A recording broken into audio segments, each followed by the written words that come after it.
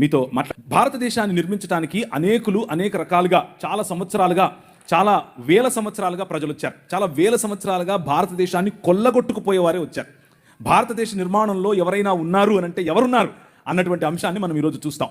అయితే భారతదేశాన్ని కేవలం నిర్మించడం మాత్రమే కాదు, వివిధ సంస్కృతులు, వివిధ భాషలు, వివిధ ప్రాంతాలు, వివిధ రంగులున్నటువంటి చర్మాలు అన్నీ కలిసినటువంటి ఈ దేశాన్ని నిర్మించడానికి ఒక సమాజం ఎలా, ఎవరు, ఎప్పుడు, ఎలా కష్టపడ్డారు అన్న విషయాన్ని మీ ముందుంచే ప్రయత్నం చేస్తాను.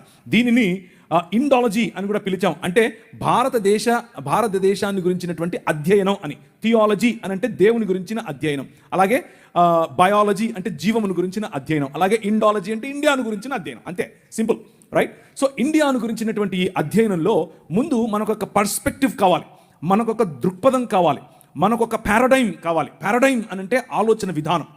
ఈ పారాడైమ్లో ఈరోజు మనకు ఒక షిఫ్ట్ వచ్చే అవకాశం ఉంది. మీ ఆలోచన విధానంలో దేశం పట్ల, సమాజం పట్ల, అన్నిటినీ మించి బైబిల్ మనకిచ్చే అవగాహన పట్ల ఒక పారాడైమ్ షిఫ్ట్ వచ్చే అవకాశం ఉంది. కాబట్టి కొద్దిగా జాగ్రత్తగా వినేందుకు ప్రయత్నం చేయండి. ఇకపోతే ఈ సాయంకాల సమయంలో నేను పంచుకోవాలనుకున్నటువంటి మాటలు మీ ముందు ఉంచుకుంటున్నాను. స్క్రీన్ పైన మీరు చూస్తే యోహాను సువార్త 18వ అధ్యాయం 36వ వచనం కనిపిస్తుంది. యేసుక్రీస్తు పిలాతు ముందు నిలబడుకుని ఆయన మాట్లాడుతున్నాడు.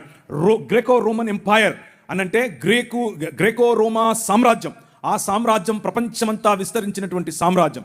రవి అస్తమించని బ్రిటిషు సామ్రాజ్యం అని మొన్న చెప్పుకున్నటువంటి వీళ్ళు రాక మునుపే అప్పుడెప్పుడో ప్రపంచంలో సూపర్ పవర్గా నిలిచింది గ్రేకో రోమన్ ఎంపైర్. ఆ గ్రేకో రోమన్ ఎంపైర్లో కైసర్ అగస్టస్ అనే ఆయన అందరినీ కలుపుకుంటూ వచ్చాడు. అందరికీ 10 రకాలైనటువంటి వాగ్దానాలు చేశాడు. అందులో ప్రధానమైన 3 వాగ్దానాలు: మీకు రోమన్ సిటిజన్షిప్ ఉంటే పీస్ ఇస్తున్నాను, మీకు రోమన్ సిటిజన్షిప్ ఉంటే రక్షణను ఇస్తున్నాను, మీకు రోమన్ సిటిజన్షిప్ ఉంటే జస్టిస్ అనగా న్యాయం ఇస్తున్నాను. ఈ 3 మాటలు చెప్పి అనేకులను ఆకర్షించాడు. అనేక రాజ్యాలు రోమాలో కలిశాయి. ఆ రోజులో ఉన్నటువంటి మాట all roads lead to Rome. అన్ని మార్గాలు లాస్ట్కి ఎక్కడికి వెళ్తాయి? రోముకే వెళ్తాయి. కైసర్ అగస్తస్ ఈ విజయాన్ని సాధించిన తరువాత ఈయన నిజానికి దౌత్యపరంగా ఎక్కువ విజయాలు సాధించాడు. కొట్లాటల కంటే కూడా, లేకపోతే యుద్ధాల కంటే కూడా దౌత్యపరమైన యుద్ధాలు ఎక్కువగా, అంటే ఒత్తిడి తీసుకుని వచ్చి ఇలాంటి ఆఫర్స్ ఇచ్చి అనేకులను తనతో కలుపుకున్నాడు. ఆయన కుమారుడు, ఆయనకు కొడుకులు లేకపోతే ఒక కొడుకును దత్తత తీసుకున్నాడు. ఆయన పేరు కైసర్ తిబేరియస్. ఆ కైసర్ తిబేరియస్ని దత్తత తీసుకున్నప్పుడు ఇవాంగెలియోన్ వేయించాడు. ఇవాంజలిజం అని మనం మాట్లాడతామే, ఆ పదం అక్కడి నుంచే వచ్చింది. ఇవాంగెలియోన్ అంటే అర్థం ఏంటంటే డప్పు తీసుకుని మొత్తం ఊళ్ళన్నీ తిరిగి మనకు రాజు పుట్టాడు అని చెప్పటమే ఇవాంగెలియోన్ అంటే. మనకొక రాజు కలిగాడు అని చెప్పటం. మన రాజుకు కొడుకులు లేరు అని బాధపడ్డాం కదా, ఇదిగో మన రాజుకు కొడుకు పుట్టాడు అని చెప్పటం. అప్పటి నుంచి కైసర్ తిబేరియస్ తన కుమారుడు, తన తండ్రి అయినటువంటి కైసర్ అగస్తస్ చనిపోయిన తర్వాత తన విగ్రహాలు ఎక్కడ పడితే అక్కడ విగ్రహాలు పెట్టించి ఒక కొత్త కల్ట్ మొదలైంది. ఒక కొత్త కల్ట్, దాన్నే కైసర్ కల్ట్ అని పిలిచారు. The religion of Caesar, Kaiser మతం. ఈ కైసరు మతంలో Kaiser Augustus is god or deified Caesar, దేవుడిగా మారినటువంటి కైసరు కుమారుడైనటువంటి కైసర్ తిబేరియస్ దేవుని కుమారుడు. That was the gospel that they were preaching. ఆ రోజుల్లో వాళ్ళు ప్రచారం చేస్తున్నటువంటి ఈ సువార్త ఇది. మనకు దేవుడైనటువంటి మన రాజుకు కుమారుడు, దైవ కుమారుడు అని కైసర్ అగస్తస్ యొక్క కుమారుడైన కైసర్ తిబేరియస్ను చూపిస్తున్నారు. ఆ క్రమంలో కైసర్ తిబేరియస్ కాదు, ఐ యామ్ ద కింగ్ అని నిలబడ్డాడు నీ రాజు. ఐ యామ్ ద కింగ్ అని నిలబడినప్పుడు వచ్చిన రాజును పట్టుకుని వచ్చి బట్టలు ఉడదీసి కొట్టి ఆయన నెత్తి మీద ముళ్ళ కిరీటం పెట్టి ఇప్పుడు నిలబెడుతూ మాట్లాడుతూ ఉంటే పిలాతు మాట్లాడుతూ ఉన్నాడు. పిలాతు is the representative of this Graeco Roman empire. ఈ మహా సామ్రాజ్యానికి ప్రతినిధి పిలాతు నిలబడుకుని మాట్లాడుతున్నాడు. ఇప్పుడు ప్రభు అయిన యేసు క్రీస్తుతో అడిగాడు, ఏమయ్యా యూదుల రాజుకు క్రీస్తువు నీవేనా? ఎస్, నువ్వన్నట్లే ఐ యామ్ ద కింగ్ అని చెప్పాడు. అవునా, నీకు విషయం తెలుసా? అయితే నా దగ్గర నిన్ను విడిచిపెట్టడానికి అధికారం ఉంది తెలుసా అని అన్నాడు. ఈయనన్నాడు, స్మైల్ కొట్టాడు, నీకు అర్థం కావట్లేదు, నేను వచ్చిందే ఈ రోజు కోసం, నేను వచ్చిందే మరణాన్ని చంపటం కోసం. నువ్వేంది నన్ను విడిచిపెట్టేది? నేను ఇస్తే తప్ప అధికారం నీకు లేదు, పైనుంచి ఇస్తే తప్ప అధికారం నీకు లేదు. నేను పైనుంచి దిగి వచ్చిన వాడను. సమస్త రాజ్యాలను ఒక్క రాజ్యంగా చేయటానికి, సమస్త రాజ్యాలపైన ఏలుబడి చేస్తున్న మరణాన్ని చంపటానికి వచ్చాను. ద కింగ్ ఈజ్ హియర్ అని చెప్పాడు. The the king is here. అయితే my kingdom is not of this world. ఈ లోక సంబంధమైన రాజ్యం కాదు. నువ్వు అనుకుంటున్నట్లు కత్తులు కటారులు తీసుకుని, నువ్వు అనుకుంటున్నట్లు మీ నాయన చేసినట్లు దౌత్యపరమైన ఒత్తిడి తీసుకొచ్చి, లేకపోతే ఇంకేదో 11వ అధ్యాయం దానియేలు గ్రంథంలో ఒక లిస్ట్ ఉంటుంది. ఎవరెవరు ఎలా పరిపాలిస్తారు. కొందరు దోపుడు సొమ్ము పంచడం ద్వారా పరిపాలిస్తారు, కొందరు కోయలిషన్ గవర్నమెంట్ ద్వారా పరిపాలిస్తారు, కొందరు ఇచ్చకపు మాటలతో పరిపాలిస్తారు, కొందరు ఇచ్చిపుచ్చుకోవటం ద్వారా పరిపాలిస్తారు, కొందరు కులం ద్వారా పరిపాలిస్తారు, కొందరు విభజించి పాలిస్తారు, కొందరు అనేకమైనటువంటి విగ్రహారాధన కారణం చేత పరిపాలిస్తారు. అలా పరిపాలించేవారు అనేకులు. భయపెట్టి పరిపాలించేవాడు ఒకడు, శూరత్వంతో పరిపాలించేవాడు ఒకడు. ఇలాంటి పరిపాలనా పద్ధతులు లోకములో చాలా ఉన్నాయి. ఇది లోక మర్యాద. కానీ ఈ రాజ్యం, నీ రాజు స్థాపిస్తున్నటువంటి రాజ్యం, ఈ అన్ని పద్ధతులకు అతీతమైనటువంటి ఆలోచన. ఆ ఆలోచన ఒక్క మానవ సమాజం అనే ఆలోచన, ఆ ఆలోచన ఒక్క క్రీస్తు శరీరం అనే ఆలోచన. ఆ ఆలోచన తిరిగి వాదులాడేది కాదు, తిరిగి దెబ్బలాడేది కాదు, క్షమించేది. తండ్రి, వీరేం చేస్తున్నారో వీరికి తెలీదు, వీరిని క్షమించు అని తన గడ్డము పీకిన వాడిని, పిడిగుద్దులు గుద్దిన వాడికి, తరువాత ఆయనను దాన్ని ఏమంటారు చాల్కొడితో కొట్టిన వాడిని, ఆయన మోసుకొని పోతున్నటువంటి సిలువ భారం ఇంకా పెంచాలని ఆలోచించే వారిని చూసి అన్నమాట. అది 23వ అధ్యాయం మత్తయి సువార్తలో అంటున్నాడు. పరిసయ్యులు మరియు అక్కడ ఉన్నటువంటి ఈ పాఖండులు, లేకపోతే హిపోక్రైట్స్, పైకొకటి లోపలొకటి ఉన్నటువంటి వారు అంటున్నాడు, woe to you scribes and Pharisees hypocrites, for you tithe mint dill and cumin and have neglected weightier matters. మీకు అవసరమైనటువంటి వాటిని మాత్రమే పట్టుకుంటున్నారు. దీంట్లో కొత్తిమీరలో 10వ వంతు ఇవ్వండి, మీ పుదీనాలో 10వ వంతు ఇవ్వండి. మీ మతం పట్టి సస్తున్నారు మీరు. కానీ చేయాల్సిందేమిటి? జస్టిస్, న్యాయం, మర్సీ, కనికరం, ఫెయిత్ ఆర్ దీన మనస్సు కలిగినటువంటి, నేను కాదు రాజు, నువ్వే రాజు అన్నటువంటి ఆలోచన. That is the kingdom of God. అది దేవుని రాజ్యం. ఇది మన నేషనలిజం. ఇది ఈ ఆలోచనను బట్టి మనం ప్రపంచములను ఆశీర్వదిస్తాం. న్యాయం ప్రతి ఒక్కరికి, కనికరం ప్రతి ఒక్కరికి, ఆయన రాజ్యం ప్రతి ఊళ్ళో, ఆయన రాజ్యం ప్రతి దేశంలో, ఆయన రాజ్యం ప్రతి తెగలో. రోమీయులకు రాసిన పత్రిక, దేవుని రాజ్యము, for the kingdom of God is not eating and drinking, but the kingdom of God is righteousness, peace and joy in the Holy Ghost. That is the kingdom of God. దేవుని రాజ్యము అనంటే తినడం తాగడం కాదు. దేవుని రాజ్యము అనంటే ఏంటి? నీతి, సమాధానము మరియు పరిశుద్ధాత్మనందలి ఆనందము. This is the basis. ఇది మనకు పునాది. ఈ పునాది పైన ఆయన తన రాజ్యాన్ని కడుతున్నాడు. ఈ పునాది పైన ఆయన తన ప్రజలను కడుతున్నాడు. అలా కట్టే క్రమంలో ఆయన మనకు నేర్పింది, దాన్ని ఏమంటారు, మనకు నేర్పినటువంటి పాఠం, ఆయన మనుష్యులను తన స్వరూపమందు తన పోలిక చొప్పున చేసి దేవాలయము అనగా భూమ్యాకాశములు అనేటటువంటి తన నివాస స్థలమును చేసుకుని 6 దినములు దానిని అలంకరించి, పగటికొక వెలుగు రాత్రికొక వెలుగు, ప్రపంచములో అన్ని వనరులు అందరికీ అందులాగున దానిని శృంగారించి ఆ మందిరములో, ఆ భవనములో 7వ దినమున రాజై ఆకాశమును తన సింహాసనముగా, భూమిని తన పాదపీఠముగా చేసుకుని విరాజమానుడయ్యాడు. నీ రాజు. ఆ రాజు నిన్ను పిలిచి అన్నాడు, యు ఆర్ మై రిప్రజెంటేటివ్. నువ్వు నా ప్రతిబింబం, నువ్వు నా ప్రతినిధి, నువ్వు నా ప్రతిమ. గో, వెళ్ళు, రాజ్యం చెయ్యి అని అన్నాడు. ఏంటా రాజ్యం? ఫలించు, అభివృద్ధి చెందు, విస్తరించు, భూమిని నిండించు, దాని మీద ఏలుబడి చేయి అని అన్నాడు. ఎలా ఏలుబడి చేయాలి? తల్లిదండ్రుల వంటి స్థానం నీకు ఇస్తున్నాను, ప్రతి వాటికి పేర్లు పెట్టే అధికారం నీకు ఇస్తున్నాను అని అంటే, కీర్తనల గ్రంథం 8లో చెప్పినట్లుగా ఆయన తన మహిమను మకుటముగా చేసి మనకు ధరింపజేసి తన చేతి పనులైనటువంటి భూమి ఆకాశముల మీద మనకు అధికారమునిచ్చి ఏలండ్రా అనంటే ఈ లోక మర్యాదకు పడిపోయాం. ఈ లోక మర్యాద అనగా అంధకార సంబంధమైన దురాత్మ సమూహముల యొక్క అధికారము. అవి చెప్పిన మాటలు విన్న కారణం చేత మన కార్పోరియల్ రిప్రజెంటేటివ్, మన ఫెడరల్ రిప్రజెంటేటివ్ అయినటువంటి ఆదాము, మనుష్య సమాజమునకు గుర్తు అయినటువంటి ఆదాము, ఆ చేసిన నిర్ణయం కారణం చేత అందరము అంధకార సంబంధమైన దురాత్మ సమూహముల యొక్క రాజ్య భాగస్థులము అయ్యాం. దాన్నే ఒరిజినల్ సిన్ అంటారు. దాన్నే మూల పాపము, లేకపోతే స్వభావ సిద్ధమైన పాపము అని అంటారు. Choosing the world and rejecting God. దేవుని రిజెక్ట్ చేయటం. మనుష్య సమాజము మూకుమ్మడిగా దేవుని రిజెక్ట్ చేసిన కారణం చేత ఆయన ఊరుకుండలేదు. ఆయన నా సన్నిధిని మళ్ళీ మీకు ఇస్తాను, నేను మళ్ళీ మిమ్మల్ని నా కుటుంబంగా చేసుకుంటాను, నేను మళ్ళీ మిమ్మల్ని నా కుటుంబంలో భాగంగా చేసుకోవటానికి నేను ఒక ప్రణాళికను వేశాను అని అన్నాడు. భూమి ఆకాశముల మధ్య కలిగినటువంటి ఈ అగాధాన్ని ఆయన తీసివేయాలనుకున్నాడు. అందులో భాగంగా ఆయన 5 రకాలైనటువంటి కవెనెంట్స్, 5 రకాలైనటువంటి వాగ్దానాలు చేశాడు. 5 ఒకే వాగ్దానము 5 వేరు సార్లు వేరు సూపర్ పవర్స్ మధ్య చేశాడు. ఆయన ప్రతి దేశమును ఆశీర్వదించాలని, ప్రతి వంశమును ఆశీర్వదించాలని, ప్రతి గడ్డను ఆశీర్వదించాలని, ప్రతి బిడ్డను ఆశీర్వదించాలని పూనుకున్న కారణం చేత ఆయన నిమ్రోదు సమయంలో నోవహును ఎన్నుకున్నాడు. మెసపటోమియా సమయంలో అనగా నిమ్రోదు సమయంలో, ఆ రోజుల్లో సూపర్ పవర్ నిమ్రోదు సమయం, ఆ నిమ్రోదు సమయంలో ఉన్న సూపర్ పవర్ మధ్య నోవహును ఎన్నుకున్నాడు. ఆ తర్వాత వచ్చినటువంటి సూపర్ పవర్ మెసపటోమియా సివిలైజేషన్. ఆ మెసపటోమియా నాగరికతలో అబ్రహామును ఎన్నుకున్నాడు. నీ ద్వారా ప్రపంచాన్ని ఆశీర్వదిస్తానని చెప్పాడు. ఆ తర్వాత వచ్చినటువంటి సూపర్ పవర్ ఈజిప్టులోకి ముందే తన బిడ్డలను పంపించి వారి ద్వారా అనేకులను, ప్రపంచములను ఆశీర్వదించాడు. Hour God is interested in civilisations. మన దేవుడు ఈ ప్రజల నాగరికతల పైన ఆయనకు ఇష్టం. ప్రజల నాగరికతలలో ఒకరు విర్రవీగి ఐ యామ్ ద కింగ్ అనంటే పళ్ళు రాలగొట్టడానికి రెడీగా ఉంటాడు, కొమ్ములుంచటానికి రెడీగా ఉంటాడు. ప్రతి సివిలైజేషన్ను తన కన్నుసన్నలలో నడిపినటువంటి రాజు నీ రాజు.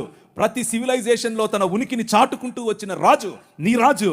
ఆయన నీతికి రాజు, ఆయన నీకు రాజు, నాకు రాజు, దేశములకు రాజు, సృష్టికి రాజు. He is the true king.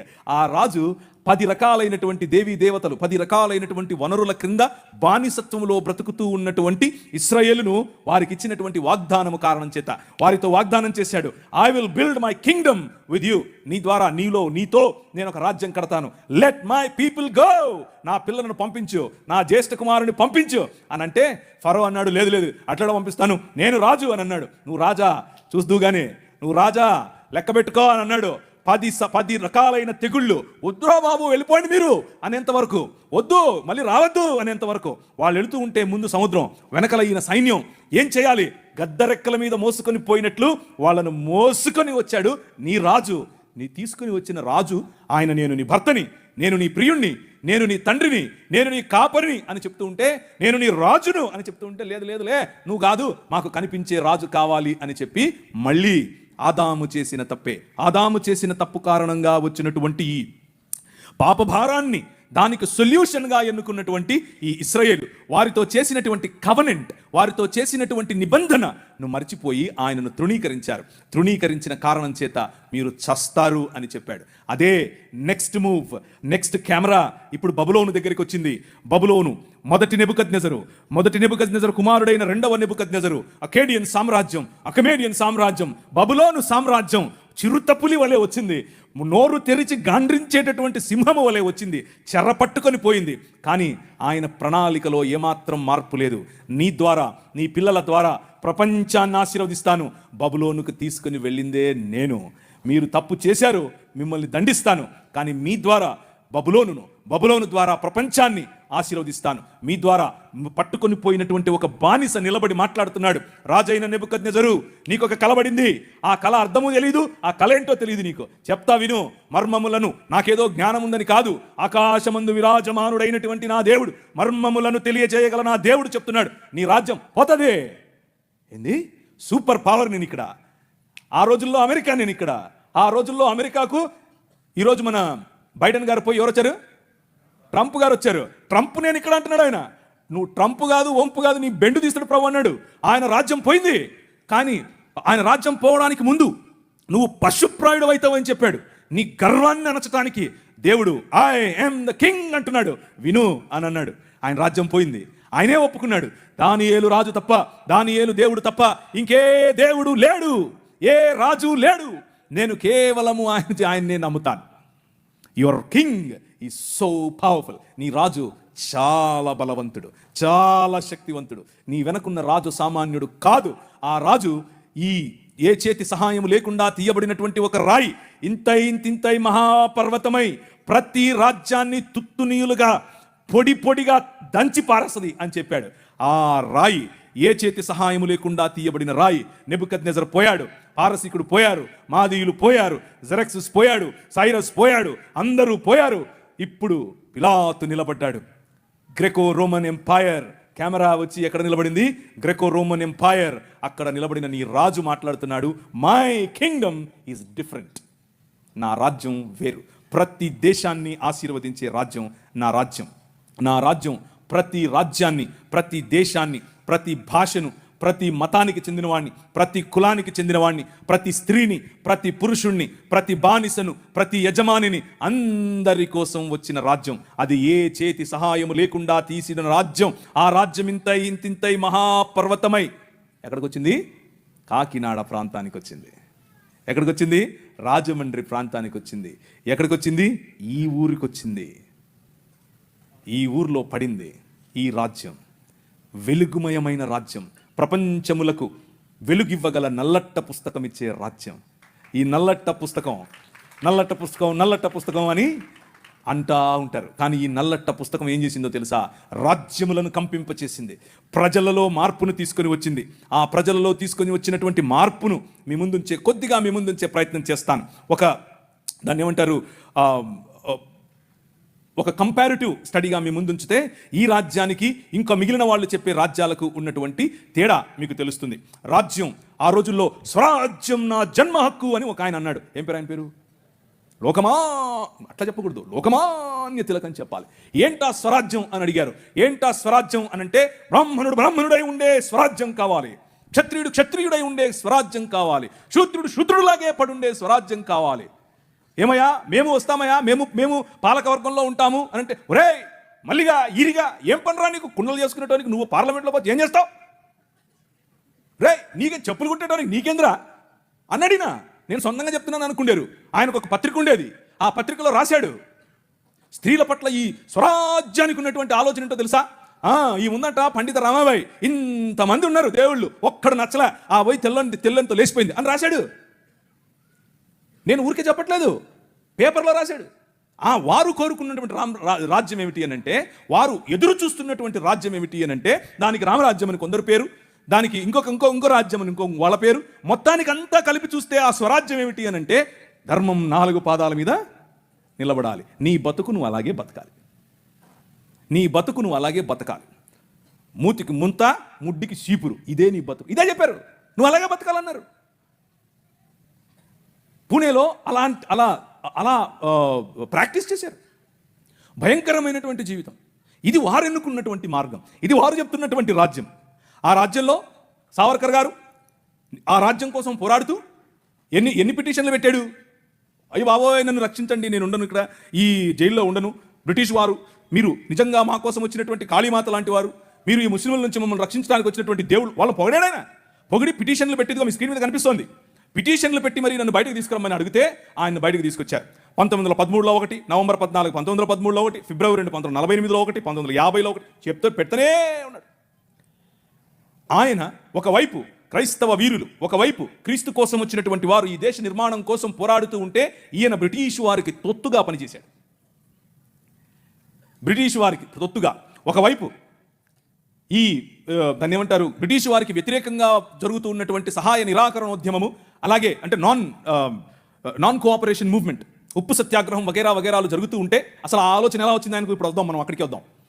అలాంటివి జరుగుతూ ఉంటే ఈయన అలా కాదు, బ్రిటిష్ ఆర్మీలోకి వెళ్ళి చేరండి, దానికోసం అప్లికేషన్ పెట్టండి, నేను సిఫారసు చేస్తానని ప్రజలను రిక్రూట్ చేసుకుంటున్నాడు ఆ రోజుల్లో. అది వీళ్ళ భావజాలం. కానీ మన భావజాలం ఏమిటి, వీరి భావజాలం ఏమిటి? బంచ్ ఆఫ్ థాట్స్ అనే పుస్తకంలో గోల్వల్కర్ గారు అని అంటే ఎవరంటే, మొట్టమొదటి ఆర్ఎస్ఎస్ యొక్క సరసంఘచాలక్ గారు. ఆయన చెప్పినటువంటి మాటలు, ఆయన ఉద్దేశంలో ఏంటి అసలు అంటే, ఒక హిందువు ఏ విధంగా almighty Purusha Sukta where in it is stated that the sun and the moon and his eyes, stars and the skies are created from his nabhi. ఇది వాళ్ళకు కావాల్సినటువంటి ఆలోచన విధానం. అంటే ఇది అఖిలాండ కోటి బ్రహ్మాండమైనటువంటి దేశము. నాభి నుంచి ఒకరొచ్చారు, కాళ్ళ నుంచి ఒకరొచ్చారు, చేతుల నుంచి ఒకరొచ్చారు. ఇది చెప్పడమే వాళ్ళకు కావాల్సినటువంటి రాజ్యం. ఆ రాజ్యాన్ని వారు అలాగే కట్టారు. Cost is the highest evolved state ever in the world అని చెప్పాడు.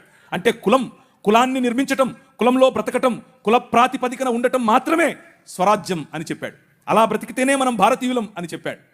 కానీ దాదాపు 20% పైన, దాదాపు 50+20 70% పైన ఉన్నటువంటి ప్రజలు బడుగు బలహీన వర్గాలుగానే మిగిలిపోవాలి.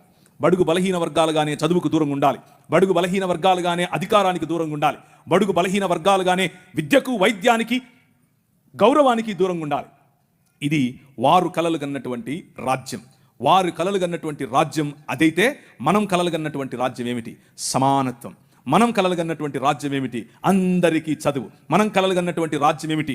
ఓహో ఇప్పుడు చెప్తాను కాసేపు ఉంటే. కానీ వీరితో పాటుగా ఇస్లామీ సహోదరులు కూడా ఒక మూవ్మెంట్ తీసుకుని వచ్చారు. మాకు ఒక రాజ్యం కావాలి. వారు కలలుగన్నటువంటి రాజ్యం ఏమిటి? వాళ్ళు కలలుగన్నటువంటి నేషనలిస్టిక్ ఐడియాలజీ ఏమిటి అని అంటే, ఒక ఆయన మొహమ్మద్ ఇక్బాల్ గారు, ఇంకొక ఆయన మొహమ్మద్ అలీ జిన్నా గారు, వీళ్ళిద్దరూ కలిసి వీళ్ళిద్దరి యొక్క భావజాలం ఏమిటి అని అంటే, కేవలము షరియా ప్రకారం బ్రతికేటటువంటి రాజ్యం కావాలి.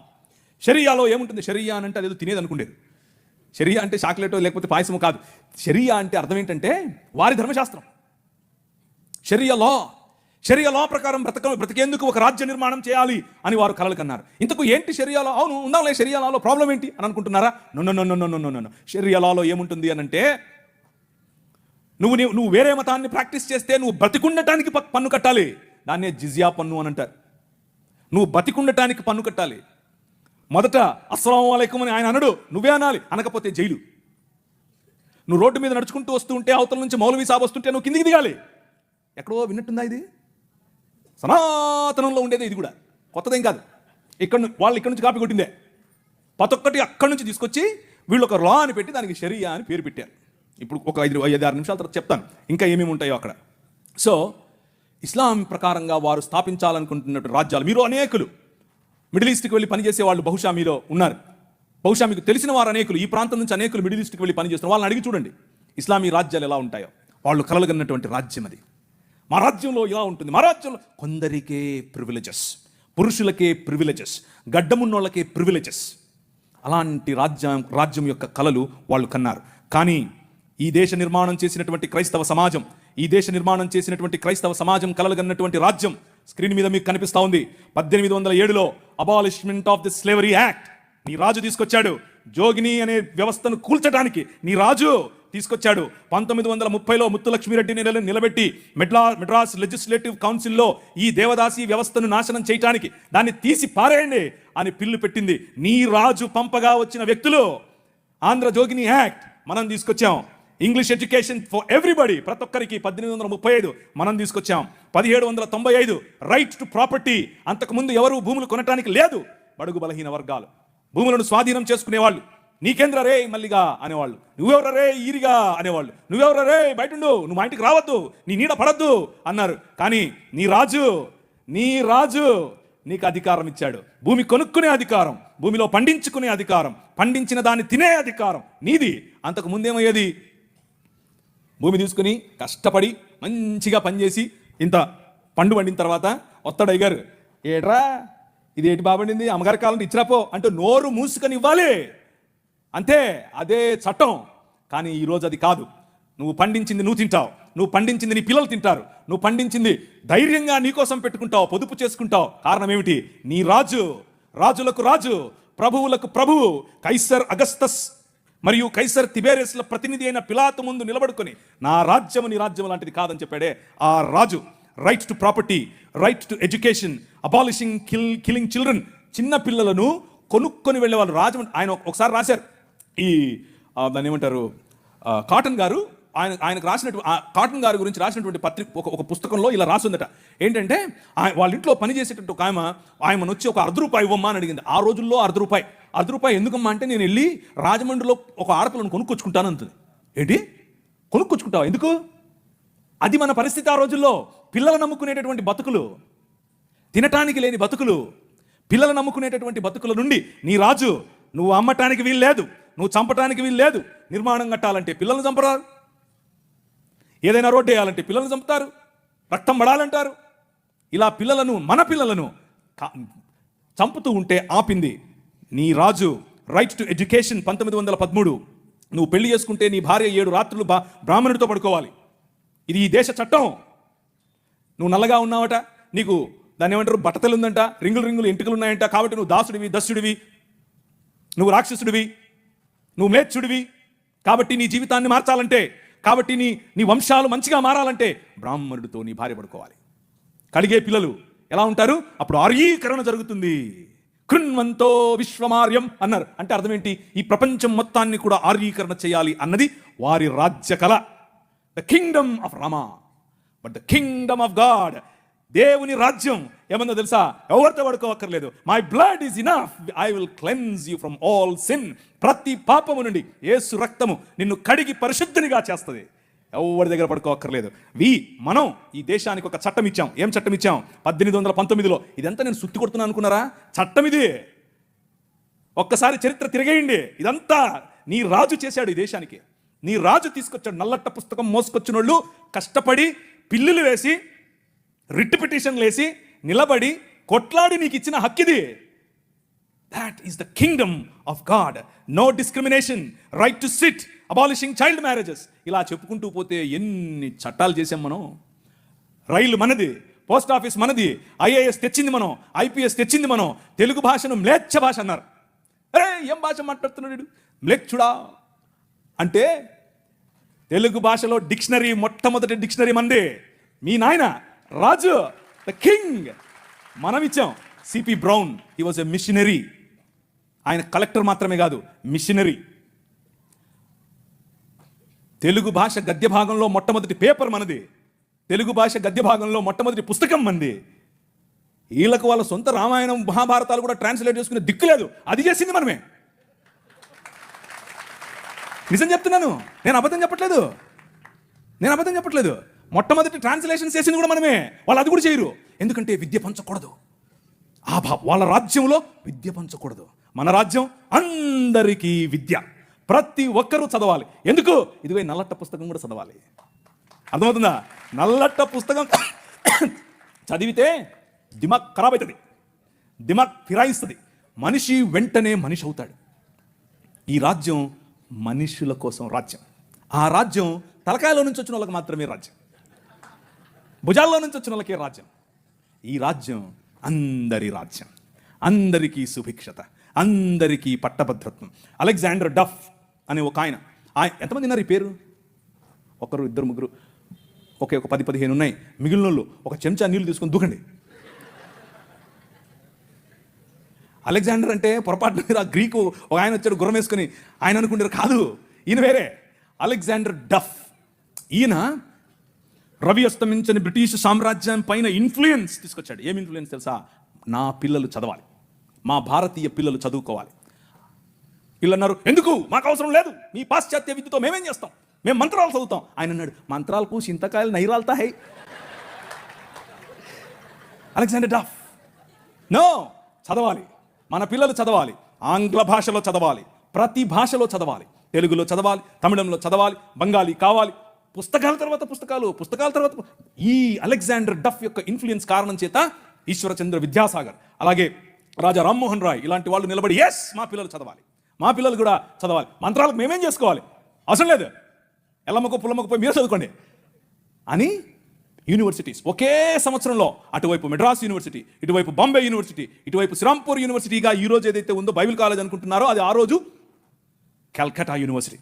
3 యూనివర్సిటీలు స్థాపించడానికి వెనకుండి పనిచేసింది ఈ అలెగ్జాండర్ డఫ్. ఈయన ప్రభావం, ఈయన ఇన్ఫ్లుయెన్స్ కారణం చేత మెకాలే అనే ఒక వ్యక్తిని ఈ దేశానికి పంపించారు. పోయి చూసి రాపో బాబు, అసలు చదువు అవసరమా లేదా. ఆయన ఇచ్చినటువంటి నివేదిక, ఎస్, అందరూ చదవాలి. ఇంతమంది కూర్చొని ఉన్నారు, బైబిల్ సంకలో పెట్టుకుని ఓ వెళ్ళిపోతున్నారు, బాగుంది. కానీ ఏడి ఒక్క అలెగ్జాండర్ డఫ్? మీ ఊరు ఎమ్మెల్యేని ఇన్ఫ్లుయెన్స్ చేసే దమ్ముందా నీ దగ్గర? మీ ఊరు ఎంపీ దగ్గర నిలబడుకొని మాకు ఇది కావాలి అని అడిగే దమ్ముందా నీ దగ్గర? అలెగ్జాండర్ డఫ్ నీకోసం కొన్ని 100 సంవత్సరాల క్రితం నీ పిల్లల కోసం ఆలోచించాడు. ఎలా కట్టాం ఈ దేశాన్ని తెలుసా? దూరదృష్టి, దూరంచే యుద్ధవాసనను పసిగట్టడం. యోబు గ్రంథంలో రాసినట్టు, గుర్రమును చూచితివా, అది వాడి రౌతును తిరస్కరిస్తుంది, తలతలలాడు ఈటెలను మిలమిలలాడు ఆ బల్లెములను చూసినప్పుడు రా రా అని ఉద్దండ కోపముతో మిడతల వలె గంతులేసి ముందుకెళ్తుంది. యుద్ధం అంటే దానికి అంత ఇష్టం. ఏది, ఎక్కడున్నారు అలెగ్జాండర్ డఫ్లు? రైజా, ఇంతవరకు పాట పాడారు, లే నిలబడు, లే నిలబడు. ఎప్పుడు నిలబడతావు నువ్వు? నీ చరిత్ర. డాక్టర్ బాబాసాహెబ్ భీమ్రావ్ అంబేద్కర్ గారి మాట అన్నారు. ఆయన కూడా ఒక చోట నేర్చుకుందే, మనమే నేర్పాం. The king of this world నేర్పాడు. ఏమన్నారు తెలుసా? చరిత్ర, నీ చరిత్ర తెలుసుకోకపోతే నువ్వు చరిత్రలో లేకుండా పోతావు. ఇది నీ చరిత్ర, ఇది నువ్వు ఈ దేశానికి, ఈ దేశ నిర్మాణంలో నువ్వు సాధించినటువంటి చరిత్ర. డారా యాక్ట్ 1879. డారా అంటే డెక్కన్ అగ్రికల్చరల్ రిఫార్మ్స్ యాక్ట్ దాని పేరు. ఆ రోజుల్లో స్వరాజ్యం లోకమానుడు ఉన్నాడు కదా ఆయన అన్నాడు, ఏమన్నాడు, ఆయన ఎందుకు అంతటానికి ఎవరికి? పేదలు, బడుగు, బలహీన వర్గాలు వెళ్ళి దాన్ని ఏమంటారు దున్నుకుంటామయ్యా అంటే, సరే దా. అదేదో ఆ రోజుల్లో సినిమా వచ్చింది సబ్బు పౌడరు చూపించి వాళ్ళ దగ్గర భూములు తీసుకునేవాడు. ఆ టైప్ ఇడు. అలా చేస్తూ ఉంటే క్రైస్తవ మిషనరీలు అప్పుడు ఉన్నటువంటి డెక్కన్ ప్రాంతానికి రాజు అయినటువంటి హైదరాబాద్ హయాంలో వాళ్ళ దగ్గరికి వెళ్ళి ఇన్ఫ్లుయెన్స్ చేసి, నో అలా కాదు, అలా ఉండడానికి వీల్లేదు, దే ఆర్ పెసెంట్స్, వాళ్ళకి అంతంత వడ్డీకి రుణాలు ఇస్తే వాళ్ళు ఎట్లా కడతారు? వాళ్ళు ఎలాగో కట్టలేరు కాబట్టి డబ్బులేమో ఇచ్చేసి వాళ్ళు కట్టలేని పక్షంలో వాళ్ళ భూములు తీసుకోవటం ఏంటిది? This is not righteousness, this is not right. అది న్యాయం కాదు. ఆయన భుజముల మీద రాజ్యభారం ఉండును. ఆయన భుజములు ఎక్కడ? ఫ్రిడ్జ్లో పెట్టొచ్చుంటాడా? నువ్వే. This is his body. ఇది ఆయన శరీరం, ఆయన భుజములు ఇక్కడే ఉన్నాయి. ఆ రోజు వాళ్ళు గుర్తించారు, అది నా బాధ్యత అని గుర్తించి వాళ్ళకి 25 పైసల కంటే ఎక్కువ వడ్డీకి రుణం ఇవ్వడానికి వీల్లేదు అని యాక్ట్ చేశారు. ఈ రోజు కూడా అది అలాగే అమల్లో ఉంది. That is your king. నీ రాజు అది. ఈ దేశాన్ని అలా నిర్మించాడు. శామ్ అగింబాటమ్ అనే ఒక ఆయన గ్రీన్ రెవల్యూషన్ ఈ దేశానికి తీసుకొచ్చాడు. ఆవులు మేము దాన్ని నిమురుతాం, మేము దాన్ని పూస్తాం, మేము దాన్ని కడుగుతాం అనేవాళ్ళు. కొంతమంది సిమ్ కార్డు బాబాలు ఉన్నారు, ఈ మాటలే అంటుంటారు. వాళ్ళకి చేతకాల ఎట్లా ఆవులు పెంచాలి, ఎట్లా డైరీ ఫామ్ తీసుకురావాలి, ఎట్లా అగ్రికల్చర్ చేయాలి, మేము నిమురుతూ ఉంటాం, మాకు అదే కావాలన్నారు. కానీ ఏం చేయాల, చూస్తూ ఉన్నారు ఊరికే. కానీ శామ్ అగింబాటమ్ చూశాడు, ఊరికి నిమరలా పనిచేసాడు. ఎందుకో తెలుసా? యువర్ కింగ్, నీ రాజు భావజాలం వేరు. ఊరికే దాన్ని పట్టుకునేది కాదు ఆయన రాజ్యం. ఆయన రాజ్యం దాని ద్వారా అనేకులకు ఉపాధి, దాని ద్వారా అనేక కుటుంబాలు బాగుపడాలి, అనేక కుటుంబాలు నూతనపరచబడాలి. ఆయన 21వ అధ్యాయం ప్రకటన గ్రంథం 3, 4, 5 వచనాల్లో సింహాసనాసీనుడైన వాడు ఈ విధముగా సెలవిచ్చుచున్నాడు, ఇదిగో నేను సమస్తమును నూతనపరచుచున్నాను, క్రొత్త ఆకాశము క్రొత్త భూమిగా తయారు చేసేటటువంటి అగ్నిలో పుటము వేసి బయటకు తీసినట్లుగా ఈ ప్రపంచాన్ని పునరుత్థానము చెందించే పనిలో నిన్ను నన్ను వాడుకుంటున్నాడు. That is your king. ఆ రాజు వచ్చాడు, ఆ రాజు పని మొదలెట్టాడు. ఎలా మొదలెట్టాడు? ప్రతి సమాజాన్ని పట్టుకోవటం ద్వారా, ప్రతి ప్రభుత్వాన్ని ప్రభావితం చేయటం ద్వారా. ఆనాడు నిమ్రోదు సమయం మొదలుకొని ఈనాడు నరేంద్ర మోదీ గారి ప్రభుత్వం వరకు హీ ఈజ్ ద కింగ్. ఆయనే నడుపుతున్నాడు, ఆయనే చేస్తున్నాడు. మన జీవితాలను మరింత ప్రభావవంతమైనదిగా చేయటానికి ఈరోజు భారతదేశం అన్ని దేశాల కంటే రిలీజియస్ మైనారిటీస్ పైన ఒత్తిడి తీసుకొని రావడంలో, వారిని హింసించడంలో ప్రపంచంలో ర్యాంక్ నెంబర్ 1 మనం. నెంబర్ 1 ర్యాంక్ మొన్నే వచ్చింది. రిలీజియస్ మైనారిటీస్ అంటే మనలను హింసించడంలో భారతదేశం నెంబర్ 1. పాకిస్తాన్ కాదు, ఆఫ్ఘనిస్తాన్ కాదు, సోమాలియా కాదు, ఎవరు కాదు, భారతదేశమే. చచ్చిపోయిన వాళ్ళను కూడా గుంత తోవి బయటకు తీస్తున్నారు ఛత్తీస్గఢ్లో. ఎందుకు చేస్తున్నారు తెలుసు? ఇదంతా భయం. ఏంటా భయం? వీళ్ళందరినీ మనుషులు చేస్తున్నారు, వీళ్ళందరూ సమానం అంటున్నారు. మతం మనుష్యత్వం ఎదుట నిలబడలేదు, భయం దానికి. మతానికి నిజమైన మనిషిని చూస్తే భయం. నిజమైన మనుష్యులను తయారు చేసేటటువంటి దేవుని రాజ్యం, నిజమైన మనుష్యత్వాన్ని ఈ ప్రపంచంలో వెలుగుగా ప్రకాశింపచేయటానికి పిలువబడినటువంటి దేవుని రాజ్యం. ఆ రాజ్యం నిలబడాలి, ఆ రాజ్యం పోరాడాలి, ఆ రాజ్యం భయంకరమైనటువంటి ఈ ఒడుదుడుకులలో కూడా నిలబడాలి. అలా నిలబడటానికి మీరు, మీ సమాజం, మీ సంఘం పాటు పడాలి. అలా పాటు పడతారని నేను విశ్వసిస్తున్నాను కూడా. ఇకపోతే కొద్ది నిమిషాలు ఒక కంపారిజన్ అనేది ఈ 3 రాజ్యాలకు, ఒకవైపు ముహమ్మద్ గారు నిర్మించిన రాజ్యం, ఒకవైపు సనాతనంగా ఉన్నటువంటి రాజ్యం, ఇంకొక వైపు క్రీస్తు నిర్మిస్తున్న దేవుని రాజ్యం. ఈ 3 రాజ్యాలలో ఉన్నటువంటి కొన్ని విషయాలు ఎక్కువ చెప్పను. ఎవరన్నా ఆవులిస్తున్నారా అని చూస్తాను, ఎవరు ఆవులించట్లేదు, ఒక్కరు కూడా వాచ్ చుట్టంలా. అంటే నాకు ఆకలి అవుతుందని కూడా మీకు తెలియదా? మీకు అర్థం కాదా? నేను పోద్దా పడుకోవద్దా, నేను మళ్ళీ రాజమండ్రి పోవాలి, ఊరికన్నలా చెప్పకుండా ఉంటే బాగుండేది, ఎవడో కూడా ఆవులించేవాడు. సరే చేద్దాం. సో దేవుని రాజ్యం, ఆ రాజ్యంలో ఆయన పిల్లలముగా, ఆయన మేపు గొర్రెలముగా ఉన్న మనం, ఆ రాజ్యంలో ఉన్నటువంటి ప్రధానమైనటువంటి లక్షణాలు, మిగిలిన రాజ్యాలకు ఈ రాజ్యానికి ఉన్నటువంటి తేడా మీ స్క్రీన్ పైన చూస్తున్నట్లుగా, ఆ రాజ్యం ఏ చేతి సహాయం లేకుండా తీయబడినటువంటి రాయి ఇంతింతై మహాపర్వతమై ప్రపంచములో ఉన్న శక్తులను, అంధకార సంబంధమైన దురాత్మ సమూహముల నుండి మనం విడిపించడానికి కొలస్సీలకు రాసిన పత్రిక 1వ అధ్యాయం 18 నుంచి చదువుతూ వెళితే వచ్చే సారాంశం ఇదే. ఆ ప్రభువు వైలెన్స్, భయంకరమైనటువంటి వైలెన్స్కు ప్రతీకగా ఉన్నటువంటి సిలువను హీ ఫ్లిప్డ్ ఇట్.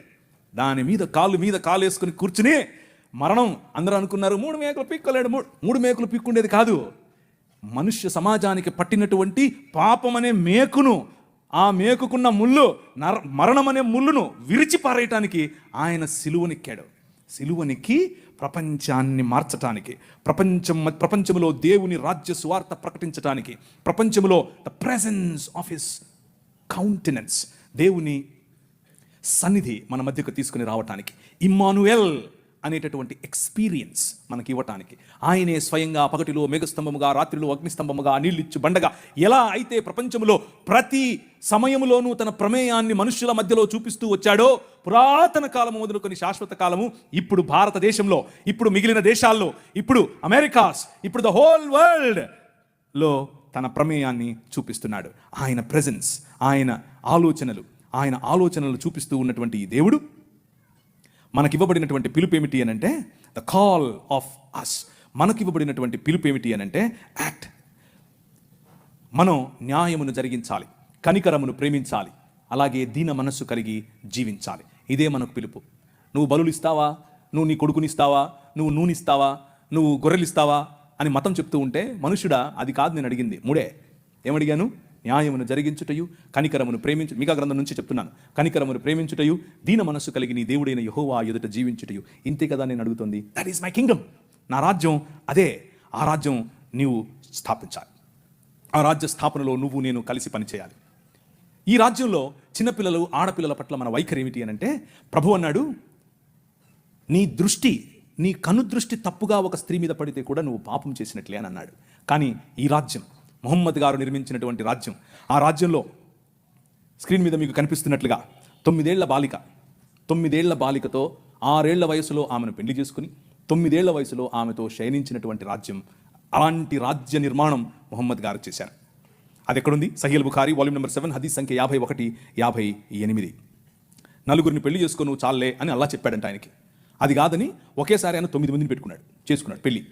ఇది ఎక్కడుంది? సహీహ్ బుఖారీ పేజీ నెంబర్ 195 హదీస్ సంఖ్య 268, 284. ఇవన్నీ నేను దాన్ని ఏమంటారు, నాకేం ప్రాబ్లం లేదు, లైవ్ వెళ్ళినా ప్రాబ్లం లేదు, ఎక్కడికి వెళ్ళినా ప్రాబ్లం లేదు, నేను పబ్లిక్గా చెప్పాను అందరి ముందు. కానీ మీకు కొంచెం జుగుప్సాకరంగా ఉండొచ్చు మొదటిసారి ఒకవేళ వింటూ ఉంటే. కానీ ఎందుకు ఇది చెప్తున్నాను అని అంటే, నీ రాజును తెలుపని తెలియాలంటే పక్కన నలుపు ఉండాలి. అర్థమవుతుందా? మీకు మీ రాజు విలువ తెలియట్లా, ఇంకా మీ రాజు కట్టే రాజ్యం విలువ తెలియట్లా. ఇది చూస్తే తెలుస్తుంది. ఒకరోజు తను పెంచుకున్న కుమారుడి భార్య, ఆవిడ బట్టలు మార్చుకుంటుంది. అల్లా గారు ఒక గాలి పంపారట. ఆ గాలి పంపగానే తెర చిరిగిను, లేదా తెర పైకి లేచాను. తెర పైకి లేస్తే నువ్వు నేనేం చేస్తాం? కళ్ళు మూసుకొని పక్క వస్తాం. అలా రావాలి. మన ప్రభు అది నేర్పాడు. ఆయన అన్నాడు, దేవుడు ఎంత అందం సృష్టించాడు అని చెప్పి బయటికి వెళ్ళిపోతున్నాడు. ఈమె పాపం ఉదరాభద్ర మా మామగారు వెళ్ళిపోతున్నారని చెప్పి మంచిగా బట్టలు వేసుకుని వెళ్తూ వాళ్ళ కొడుకు వచ్చాడు. ఏమైంది? మా నాన్న వెళ్ళిపోతున్నాడు. ఏమైంది? ఏమో నాకు తెలియదు, అడుగు. ఆయన వెళ్ళి, నాన్నగారు ఏమైంది అని అంటే, ఏం లేదురా, నీ భార్య బాగుంది, నువ్వు వదిలేసి నేను చేసుకుంటా అన్నాడు. నీ రాజు క్యారెక్టర్ ఆలోచించు ఒకసారి. ఎలా చేస్తాడు నీ రాజు? చంటి బిడ్డల స్తుతుల మీద ఆసీనుడవుతాడు. నీ మామ మానాచ్ఛాదమును నువ్వు తీయకూడదు, నీ కోడలి మానాచ్ఛాదమును నువ్వు తీయకూడదు. దేవుని వాక్యం స్పష్టంగా చెప్తుంది. వీరు నిర్మించే రాజ్యానికి, నీ రాజు నిర్మించే రాజ్యానికి ఉన్న తేడా అది. ఇవన్నీ చూపించి సనాతనం చున్నలు చూశారా మా దగ్గర ఇలాంటివి ఇలా చెప్తుంటారు. మాకు తెలియదులే అని. అది కూడా చూద్దాం అన్నాను ఒకరోజు. మొన్న ఒక ఆమె వచ్చింది, తెల్ల జుట్టేసుకుని. ఆమె అంతా ఆస్ట్రేలియన్ లాగా ఉంది. నేను ఆమె ఆస్ట్రేలియన్ అనుకున్నాను. కాదు, ఆమె నేను ఇంగ్లీష్లోనే డిబేట్ చేస్తాను. సరే ఇంగ్లీష్లో మాట్లాడదాం రాని కూర్చొని మాట్లాడుకుంటున్నాం. ఆమెకి కంటెంట్ చూపిస్తుంటే ఇదంతా తూచి అంటుంది. నేను ఒప్పుకోను, నేను ప్రిపేర్ కాలేదంటుంది. నేను అడిగాను, నేను రమ్మని, నువ్వే చెవు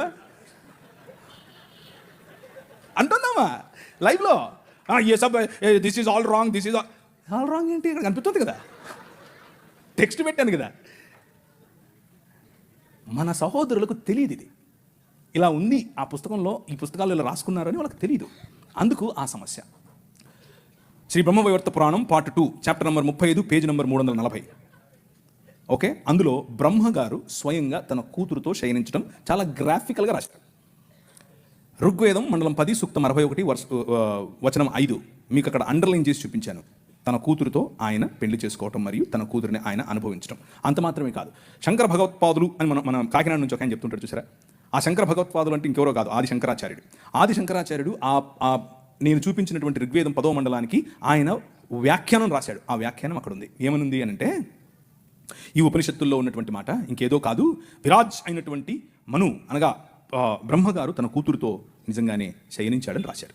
కానీ మన పిలుపు ఏమిటి? What is our calling? మన పిలుపు ఏమిటి అని అంటే, డిస్క్రిమినేటింగ్ ఉమెన్ జరగకూడదు, డిస్క్రిమినేటింగ్ మెన్ జరగకూడదు, రిలేషన్షిప్స్లో ప్యూరిటీ ఉండాలి, ఎదుటివాడి భార్యను నువ్వు దొంగిలించకూడదు, ఎదుటివాడి భార్య పైన నువ్వు ఆశ పెట్టుకోకూడదు. Very plain clear. అలాగని చెప్పి మన బైబిల్ గ్రంథంలో ఉన్నవారు అలాంటివి చేయలేదా? చేశారు. దేవుడు ఏం చేశాడు? మూతి పళ్ళు రాలగొట్టాడు. ఇక్కడ దేవుళ్ళే చేస్తున్నారు. అదే ప్రాబ్లం అదే. ఆయన నిర్మించే రాజ్యంలో అగ్నిచేత పుటము వేయబడి తీసినటువంటి మానవ సమాజం, మేలిమి బంగారము లాంటి మానవ సమాజం, నిజముగా ఆయన చిత్తానికి లోబడే మానవ సమాజం, ప్యూర్గా ఉండే మానవ సమాజం. మొహమ్మద్ గారు కట్టినటువంటి రాజ్యం. ఆయన అన్నారు, స్త్రీలు అరబుద్దోళ్ళు అన్నాడు. నేను అనట్లేదు, మీరు రాలెత్తుకోకండి, నేను కాదు, మొహమ్మద్ గారు అంటున్నారు. ఎక్కడ? సూరా 2:282 ఖురాన్లో ఉంది. సహీల్ బుఖారీ 3వ హదీసు 26:58. ఎవరు? స్త్రీలు అరబుద్దోళ్ళు. ఈయన ఒకసారి విహారయాత్రకు పరలోకం వెళ్ళేట. ఇదంతా నేను ఏదో స్టోరీ చెప్పట్లేదు, మీ కళ్ళ ముందు ఉంది, కావాలంటే చూసుకోండి, ఆ రెఫరెన్స్లు మీరు వెళ్ళి చూడండి. ఓకే, ఈయన విహారయాత్రకు వెళ్ళి పైన ఆయన అల్లాహ్ మాట్లాడి అల్లాహ్ సంభాషణ చిట్చాట్ అయిపోయిన తర్వాత ఎన్నికొస్తే ఆ పక్కన నరకం ఉందట. ఆయన తొంగి చూశాడు, ఇట్లా ఏముందో నరకంలో చూస్తే అందులో ఎక్కువ మంది స్త్రీలు ఉన్నారట. ఆయన పోయాడు, అల్లాతో మాట్లాడాడు, పోతే తొంగి చూశాడు, ఆయనకు స్త్రీలు కనపడటం ఏంటి? ఆయన ఉద్దేశం ఏంటంటే, స్త్రీలు నరకపాత్రులు. ఎందుకు స్త్రీలు నరకానికి వెళ్తారు అని అంటే, ఆయన దానికి ఒక ఉదాహరణ కూడా చెప్పాడు సహీల్ బుఖారీలో, అలాగే సహీ ముస్లిం. ఏమనంటే, పురుషులను వాళ్ళు పాపంలో పడేలా చేస్తారు కాబట్టి వాళ్ళందరూ నరకానికే పోతారని చెప్పాడు. ఇది వారు నిర్మించే రాజ్యం. మన రాజ్యం, నీ ప్రభు, నీ రాజు, నీ రాజు కట్టే రాజ్యం ఏమిటి? ఆయన దగ్గరికి ఒక ఆమె, పడుపు వృత్తి, ఒళ్ళమ్ముకునే ఆమె వచ్చి జటామాంసి అత్తరుబుడ్డి తీసుకుని వచ్చి పగులు కొట్టి తన కాళ్ళ మీద పోసి తన తల వెంట్రుకలతో తుడుస్తూ ఉంటే అమ్మా అని పిలిచాడు. అర్థమవుతుందా? పాపంలో పట్టబడిన స్త్రీని ఈడ్చుకుని వచ్చి కొట్టండి అంటే, ఒరేయ్ మీలో తప్పు చేయనుడు ఫస్ట్ ఏంటి రా అన్నాడు. ఎక్కడికక్కడ వెళ్ళిపోయారు అందరూ. అమ్మా నేను ఏం చేయను, వెళ్ళిపో అన్నాడు. ఈ రాజు పైకి వెళ్ళి తొంగి చూసేది కాదు, అక్కడి నుంచి వచ్చాడు. ఆయనకు తొంగి చూడాల్సిన పని లేదు, అక్కడి నుంచి వచ్చి ఎక్కడికి వెళ్ళారు తెలుసా? ఒక్క స్త్రీ బావి దగ్గరికి వస్తుంది, నీళ్లు పట్టుకుంటుంది. ఈ రాజు, జగముల నేలే రాజు, తన చేతి పనులుగా ఉన్నటువంటి భూమి ఆకాశము తన సింహాసనం, భూమి తన పాదపీఠం. కానీ ఈ రాజు బిందెలెట్టుకుని నీళ్ళెట్టుకునే దగ్గరికి వెళ్తాడు. అక్కడ కూర్చొని వెయిట్ చేస్తాడు. ఆమె వస్తే, అమ్మా నీళ్ళు ఇస్తావా అంటాడు. Look at the difference between these 2 kingdoms. ఈ 2 రాజ్యాలకు ఉన్న తేడా. ఆ వైఖరి స్త్రీల పట్ల, ఈ వైఖరి స్త్రీల పట్ల. నీ రాజు స్త్రీలను గౌరవించే రాజు, నీ రాజు స్త్రీలకు డిగ్నిటీని ఇచ్చే రాజు. అందుకనే ఈ దేశంలో ఏం జరిగిందో తెలుసా? ఈ దేశంలో ఇంకొక 5 నిమిషాలు ఎవడో ఒకడు ఆవులించకపోతే చెప్తామే కదా. ఈ దేశంలో స్త్రీలు జాకెట్లు వేసుకోకూడదు, అది చట్టం. మొన్న రీసెంట్గా సినిమా కూడా వచ్చింది ఒకటి, అదేదో జరగలేదు అనుకుంటారు, అది జరిగింది. అది ఈ దేశంలో ఉన్న చట్టం. ఎందుకు అనంటే, మన దేవుడైనటువంటి బ్రాహ్మణుడు నడుచుకుంటూ వస్తే అది ఆడో మగో తెలియాలి కాబట్టి ఇప్పి చూపించాలి. ఏం లాజిక్ ఇది? ఏం లాజిక్? అవును, ఇది ఎవరికి, ముఖ్యంగా బడుగు బలహీన వర్గాలకు జాకెట్లు వేసుకునే అధికారం లేదు అన్నారు. ఎందుకు లేదు? వేసుకోకూడదు నువ్వు అన్నారు. వేసుకుంటే స్తనాలు కోశారు. మీ స్తనాల బరువు చూసి దానికి పన్ను విధించారు. బాగా బలిశావులే కట్టు అన్నారు. కానీ ఒక పేరు చెప్తాను, విన్నోళ్ళు చేయొద్దండి. Charles Mead. నేను వెళ్ళిపోతున్నా. నేను వెళ్ళిపోతున్నా. మీరందరూ జాకెట్లు వేసుకోవడానికి కారణం ఆయనే. నేను అబద్ధం చెప్పట్లేదు, నిజం చెప్తున్నాను. చట్టం చేశాడు. అక్కడ లండన్ హౌస్ ఆఫ్ కామన్స్లోకి వెళ్ళి కొట్లాడాడు, నా భారతీయ స్త్రీలకు గౌరవం కావాలి. తెల్లడే బయట నుంచి వచ్చాడు. అందుకనే వాళ్ళను గర్వంగా మా తల్లిదండ్రులు అనేది, నేను ఊరికి అన్ను గర్వంగా అనేది. ఎందుకు తెలుసా? మీరు బట్టలు వేసుకోకుండా మమ్మల్ని అనగదొరికితే వాళ్ళు మాకు జాకెట్లు పంచారు. మీరు అన్నం పెట్టండి అయ్యా అని అంటే ప్యాడ్ ఇచ్చారు, చచ్చిపోయిన గొడ్డిచ్చారు. వాళ్ళు పనికి భృతి ఇచ్చారు భారతదేశాన్ని నిర్మించడానికి. Charles Mead, Church Mission Society and London Mission Society, వీరిద్దరి తరఫున కేరళ ప్రాంతంలో నిలబడి ఆయన ఇల్లు, ఆయన బంగ్లాను అలా కాల్చేశారు 3 సార్లు. అయినా కానీ వెనక్కి తగ్గేదిలా. స్త్రీలకు జాకెట్లు. వారిని చూసి నాడార్ సమాజంలో ఉన్న స్త్రీలందరూ జాకెట్లు వేసుకోవడం మొదలు పెడితే, అమ్మా నీకు అంత కొవ్వటే అని పట్టుకుని రోడ్లో వాళ్ళ స్థనాలు కోసి ఊరేగించారు. అయినా కానీ ఆయన అన్నాడు, దేవుని రాజ్యం, దేవుని శక్తి మీ మీద ఉంది, భయపడద్దు, మళ్ళీ కుట్టిస్తానన్నాడు. మళ్ళీ వాళ్ళకి జాకెట్లు వేసాడు. వాళ్ళని చూసి ఈడవ సమాజం వాళ్ళు జాకెట్లు వేసుకోవడం మొదలు పెట్టారు. కేరళ మొత్తంలో విప్లవం. ఏం విప్లవం? జాకెట్ల విప్లవం. జాకెట్ల విప్లవం ఏంటండి బాబు? అవును, గాస్పెల్, దేవుని రాజ్య సువార్త అని అంటే నువ్వు చచ్చిపోతే పరలోకం పోతావా, నరకం పోతావా, ఈనేసి వస్తావా, కూలిపోతావా, ఇక్కడ వరకే కాదు. నీ రాజ్యము వచ్చునుగాక, ఇక్కడ ఇప్పుడు ఈరోజు నువ్వు బ్రతికుండగా దేవుని చిత్తము నీ మధ్య నెరవేరాలి. మా అనుదిన ఆహారము మాకు దయచేయి. ఈ దేశంలో ఆహారము లేక అలమటించే క్రమంలో అన్నం పెట్టింది ఈ సువార్త. మనిషిని మనిషిగా చూసింది ఈ సువార్త. చార్ల్స్ మీడ్ కారణం చేత స్త్రీలందరూ ఈరోజు జాకెట్లు వేసుకుంటున్నారు. అంత మాత్రమే కాదు, జాకెట్లు వేసుకుంటూ ఉంటే ఇప్పుడు వచ్చి మనకు శుద్ధనీతులు చెప్తున్నారు, మీరు పాశ్చాత్య డ్రెస్సులు వేసుకోవాకండి. ఏంది అసలు డ్రెస్సులే వేసుకోవద్దన్నారు మొన్నదాకా, ఇప్పుడేమో పాశ్చాత్య డ్రెస్సులు అంటున్నారు. చూసావా, మన రాజ్యం, దేవుడు నిర్మించే రాజ్యం, అది ప్రభావవంతమైన రాజ్యం. శత్రువును కూడా తన భావజాలంలోనికి మర్చుకోగల రాజ్యం. ఒక ఆయన టీవీలో మాడుతూ ఉంటే ఆయన అన్నాడు, ప్రవీణ్ గారు మీరు మీరు మీరు మత మార్పిడి చేస్తారు. మేము ఎక్కడ మత మార్పిడి చేసామండి బాబు, ఏంటి ఏం లేదండి మీరు అవునా, నీకు ఇట్లా కాదులే, ఇంకొక రకంగా చెప్తా అని చెప్పి, సరే మీ పేరేంటి అంటే చెప్పాడు. ఆయన ఆబ్వియస్గా బ్రాహ్మణుడు, క్షత్రియుడు, వైశ్యుడు కాదు. అంటే ఎవరు మీరు అర్థం చేసుకోండి, శూద్రుడో ఇంకెవరో ఉంటాడు. మీరు స్కూల్కి వెళ్ళారా అని అడిగాను. మీ అమ్మగారు ఏం చేస్తారు అని అడిగాను. మా అమ్మగారు లెక్చరర్ అండి అన్నాడు. ఏ కాలేజీలో అని అడిగాను. చెప్పారు. అయితే మీరు సగం క్రైస్తవులే అన్నాను. అదేంటి అంటే మీ సనాతనంలో మీరు చదువుకోకూడదండి, మీరు కాలేజీకి పోకూడదు, మీ స్త్రీలు అసలు చదువుకోకూడదు, వాళ్ళు చదువు చెప్పడం ఏంటి, చూసారా మా భావజాలంలోకి వచ్చేసారు అన్నాను. అయ్యో నవ్వుతున్నాడు. అయ్యో మీరు ఏంటి ఏది చెప్పినా నన్ను నువ్వు సగం క్రైస్తవుడు అన్నాను. ఆయనకు మైండ్ బ్లాక్.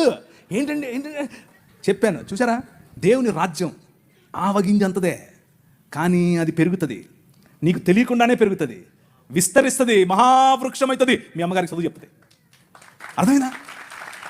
ఎలా కట్టాం, నీ రాజు ఎలా కట్టాడు. స్త్రీలకు చదువు, వాళ్ళు రొట్టెలు ఎత్తాలి, వాళ్ళు అన్నం వండాలి అని మాట్లాడుకుంటూ ఉంటే, వాళ్ళు షెడ్యూల్ వేసుకోవచ్చా వేసుకోకూడదా అంటే మగవాళ్ళు, పురుషులు. మనము స్త్రీలను పురుషులను పక్కపక్కన కూర్చోబెట్టి 200 సంవత్సరాల క్రితమే చదువు చెప్పాం. That is the kingdom of God, దేవుని రాజ్యం. ఆ రాజ్య ప్రభావానికి తట్టుకోలేక, నిజమైన మనుష్యత్వాన్ని చూసి తట్టుకోలేక మతం గిలగిలగిల కొట్టేసుకుంటుంది. అదే జరుగుతుంది ఇప్పుడు.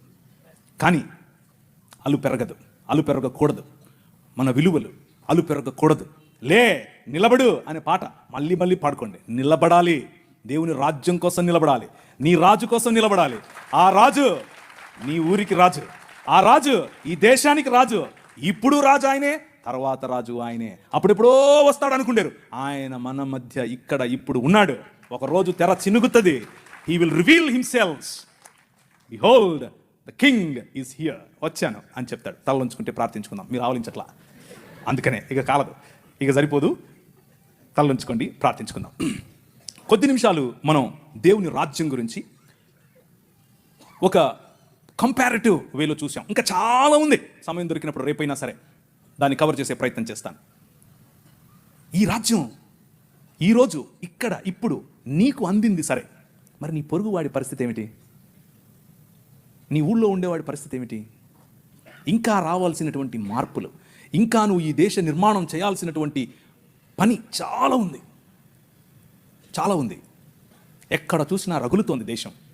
నీ దేశం కోసం నీ ప్రార్థన, నీ దేశం కోసం నీ పాటుపడటం. ఇంకా చాలామంది వైద్యం లేక, విద్య లేక, ప్రభువు తెలియక, ఆత్మీయత తెలియక, ఆధ్యాత్మికత అన్న పేరుతో బాబాల దగ్గరికి వెళ్ళిపోయి, క్రైస్తవ బాబాల గురించి చెప్తున్నాను, నాశనమవుతున్నారు. Your responsibility my brother, my sister. ఈ రాత్రి కాలం లెట్ మీ రిమైండ్ యూ, ఇది నీ బాధ్యత. ఈ రాజ్య విస్తరణ నీ బాధ్యత. ఈ రాజ్య స్థాపన ఆయన బాధ్యత, స్థాపించాడు.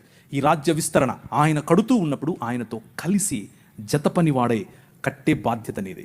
సంగీత రూపంలో కట్టాలి, సాంకేతిక నిపుణతతో కట్టాలి, వాక్య పరిచర్యతో కట్టాలి, మిషనరీలుగా కట్టాలి, రాజకీయవేత్తలుగా కట్టాలి, విలేకరులుగా కట్టాలి.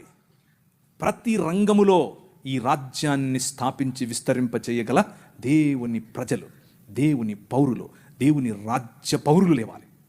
ఆ విధంగా ప్రభు మనల్ని ఆశీర్వదించినట్లు ప్రార్థించుకుందాం. కృపగలిగిన తండ్రి, మీరు మా మధ్యలో ఉండి మాతో మాట్లాడి మాకు కొన్ని విషయాలు తెలియజేసి, తద్వారా ప్రభు మా జీవితాలలో ఒక మార్పు, మా జీవితాలలో ఒక సవాలు, ఆ సవాలుతో ప్రభు మేము మీ కొరకు మరింత బలము కలిగి బ్రతకటానికి సహాయం చేయమని, మాకు సవాలునివ్వమని, ఆ సవాలుతో మమ్మల్ని ప్రభు పురికొల్పమని చిన్ని ప్రార్థనను మా ప్రభు అయిన యేసు క్రీస్తు నామమున అడిగి వేడుకుంటున్నాం తండ్రి. ఆమెన్.